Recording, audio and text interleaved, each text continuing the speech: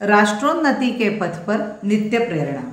एक दिन, एक पृष्ठ, एक विचार।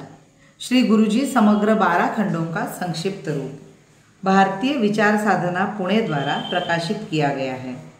मैं डॉक्टर श्रीमती स्वाति सदानंद गोडबोले इन विचारों के एक पृष्ठ को प्रतिदिन वाचन के माध्यम से आप तक पहुंचाने का प्रयास कर रही हूँ। यह प्रकाशित विचार हमें प्रतिदिन प्रेरणा देते रहेंगे। आज दिनांक 8 जून का विचार, भारतीय संस्कारों की आवश्यकता।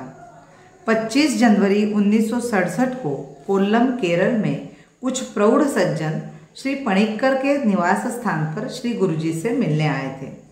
श्री पणिक्कर ने शिक्षण संस्थाओं का स्तर नीचे गिरने की शिकायत करते हुए कहा, अब लड़कों को ईसाई शिक्षा संस्थाओं में भेजना आवश्यक हो गया है। श्री गुरुजी ने कहा, इस प्रकार की मनोवृत्ति बनाने में माता पिता ही दोषी हैं। शिक्षण संस्थाओं के स्तर में गिरावट आई है, यह कहने का कोई अर्थ नहीं। अपनी शिक्षा संस्थाओं में ही लड़कों को भर्ती कर शिक्षा का स्तर ऊंचा उठाने के लिए उन संस्था के संचालकों को बाध्य करना चाहिए। यदि लड़कों को आप मिशनरी पाठशालाओं में भेजेंगे तो वे मिशनरी संस्कृति को अपनाएंगे और अपनी पाठशालाओं में निम्न मध्यवर्गीय विद्यार्थी रहने के कारण उन संस्थाओं के शिक्षा स्तर में गिरावट आएगी ही।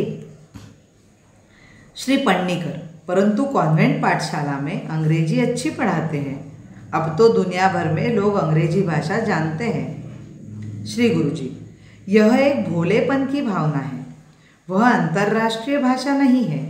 फ्रांस, इंग्लैंड के अति निकट होने पर भी वहाँ अंग्रेजी को कोई स्थान नहीं है। श्री अण्णा जी, अफ्रीका में उन्होंने एक दिन में ही अंग्रेजी को पूर्णतया हटा दिया है। श्री गुरुजी, अफ्रीका ही क्यों, बर्मान, म्यांमार में और लंका में प्रारंभिक कक्षाओं में से अंग्रेजी निकाल बाहर कर दी गई है। जो लोग भारत से श्रीलंका गए हैं उन्होंने वहाँ भाषा की समस्या निर्माण की है। अब ऐसे भारतीयों को वहाँ से बाहर निकाला जा रहा है।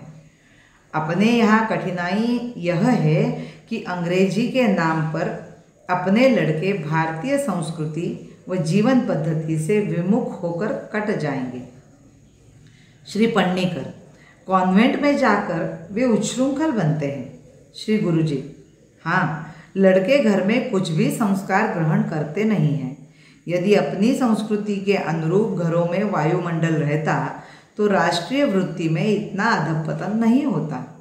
घर में इस प्रकार वायुमंडल न रहने के लिए मैं तो माता पिता को ही दोष दूंगा।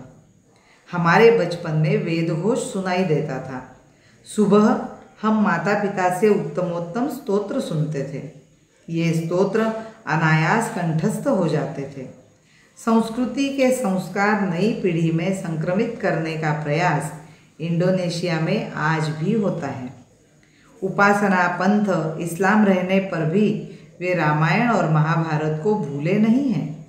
इन महाकाव्यों की कथा दर्शाने वाले चित्र और उन चित्रों के नीचे कथा प्रसंग व्यक्त करने वाला छाया वाक्य उनकी पाठ्यपुस्तकों में मैंने देखा है।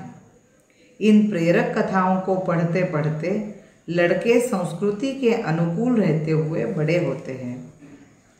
वे कहते हैं कि यद्यपि वे इस्लाम मतानुयायी है पर उनके यहाँ संस्कृति प्रवाह तो भारत से ही आया हुआ है। इस कारण रामायण और महाभारत को भूलना उनके लिए असंभव है। सुकर्ण, यह सुकर्ण है। उनकी पत्नी का नाम पद्मावती है। विरोधी नेता का नाम सुहार्तो है। यह भी सुहृद का अपभ्रंश है।